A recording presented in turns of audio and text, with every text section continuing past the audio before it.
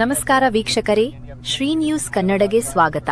ವಿಜಯಪುರ ಜಿಲ್ಲೆಯ ಜನತೆ ಮೂಲಭೂತ ಸೌಲಭ್ಯಗಳ ಸಲುವಾಗಿ ಕೇಂದ್ರ ಸರ್ಕಾರಕ್ಕೂ ಹಾಗೂ ರಾಜ್ಯ ಸರ್ಕಾರಕ್ಕೂ ಸಾಕಷ್ಟು ತೆರಿಗೆ ಕಟ್ತಾ ಇದ್ರೂ ಕೂಡ ಸ್ವಾತಂತ್ರ್ಯ ಸಿಕ್ಕು 79 ವರ್ಷ ಕಳೆದರೂ ಸಹ ವಿಜಯಪುರ ನಗರದಲ್ಲಿ ಬರುವ ಮಣಗೂಳಿ ಅಗಸಿ ಸಮಸ್ಯೆ ಕೊಳಕು ಮನಸ್ಸಿನ ಯಾವ ಜನಪ್ರತಿನಿಧಿಗಳ ಕಣ್ಣಿಗೂ ಬೀಳ್ತಾ ಇದ್ರೂ ಕೂಡ ನಮಗೂ ಅದಕ್ಕೂ ಸಂಬಂಧವೇ ಇಲ್ಲ ಅನ್ನೋ ತರ ಬೇಜವಾಬ್ದಾರಿತನ ಪ್ರದರ್ಶಿಸ್ತಾ ಇರುವುದು ಯಾವ ನ್ಯಾಯ?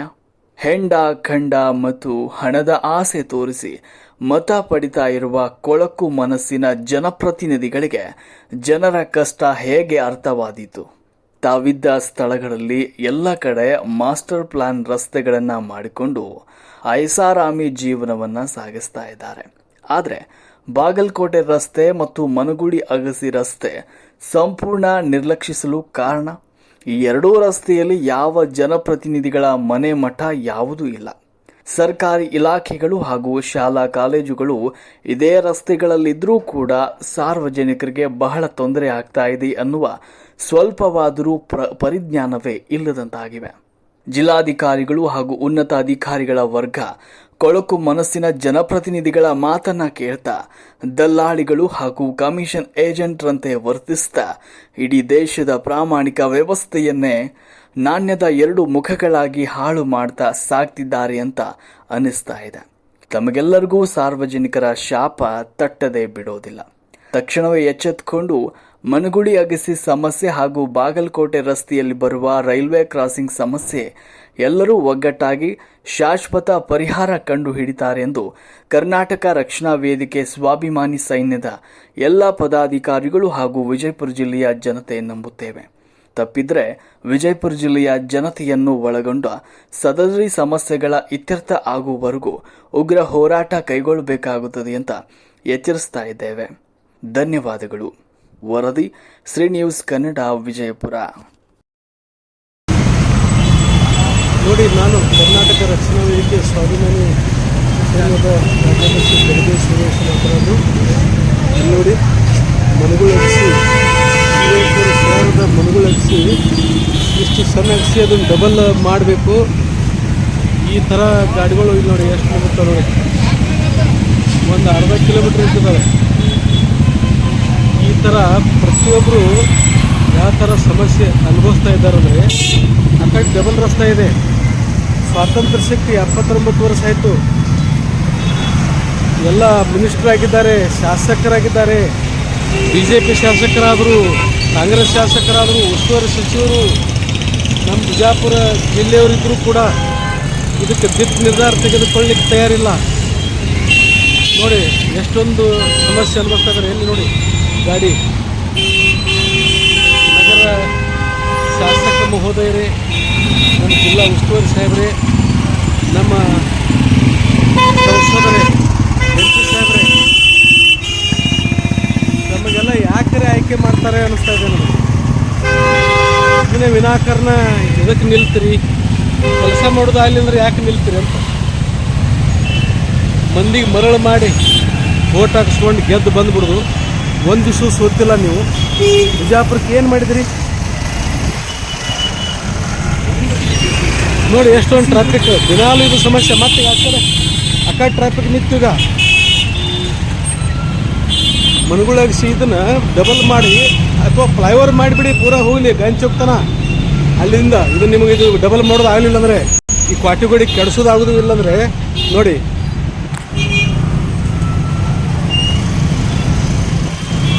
ನೋಡಿ ಇಲ್ಲಿ ಯಾರು ಹೊಣೆಗಾರ ಒಂದು ದಿವಸದ ಇದು.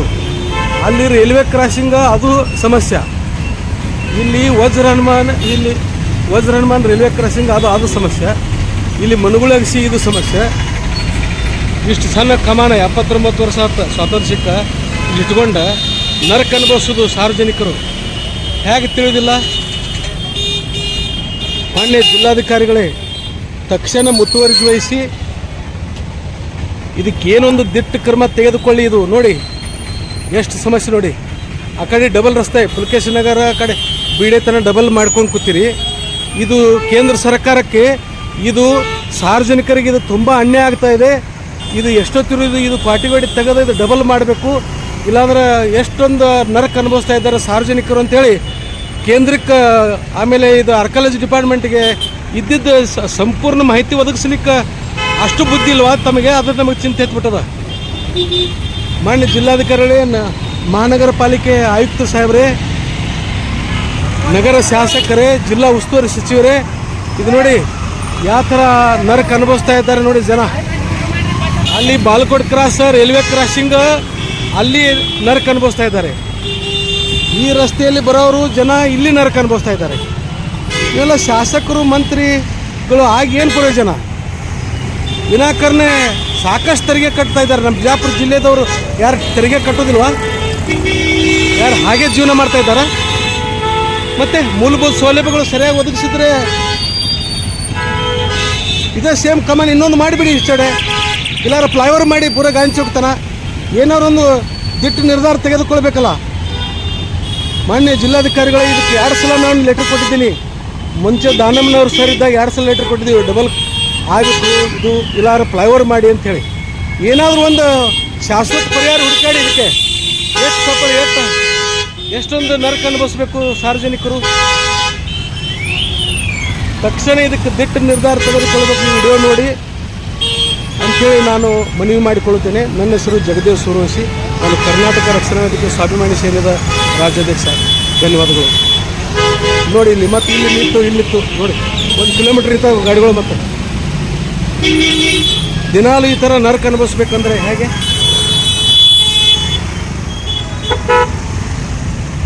ಒಂದು ದಿವಸದ ಇದು ದಿನಾಲು ಈ ಥರ ಪರಿಸ್ಥಿತಿ ಅನುಭವಿಸ್ಬೇಕು. ಪ್ರತಿಯೊಬ್ಬರು ಅರ್ಥ ಮಾಡ್ಕೊಳ್ಳಿ. ತಾವು ಎಲ್ಲಿ ತಮ್ಮ ಮನೆ ಮಠ ಎಲ್ಲಿದಾವ ಅಲ್ಲಿ ಸಾಕಷ್ಟು ಮಾಸ್ಟರ್ ಪ್ಲ್ಯಾನ್ ರಸ್ತೆ ಮಾಡ್ಕೊಂಡಿದ್ದೀರಿ. ಸಾರ್ವಜನಿಕರು ಅಡ್ಡಾಡ ರಸ್ತೆಗಳಿಗೆ ಈ ಥರ ನರಕ ಅನುಭವಿಸ್ಬೇಕು. ಪ್ರತಿಯೊಬ್ಬರು ಅರ್ಥ ಮಾಡ್ಕೊಂಡ್ರೆ ಸರಿ. ಇಲ್ಲಾರೆ ಸಾರ್ವಜನಿಕರೇ ಒಮ್ಮೆ ನಿಮ್ಮನ್ನ ತೊಗೊಂಡು ಬೆನ್ನು ಹತ್ತಾರೆ, ಒಮ್ಮೆ ಗೊತ್ತಾಗ್ತದೆ. ಅದಕ್ಕೆ ಅವಕಾಶ ನೀಡಬೇಡಿ ಅಂತೇಳಿ ವಿನಂತಿ ಮಾಡ್ಕೊಳ್ತಾ ಇದ್ದೀನಿ. ಧನ್ಯವಾದಗಳು.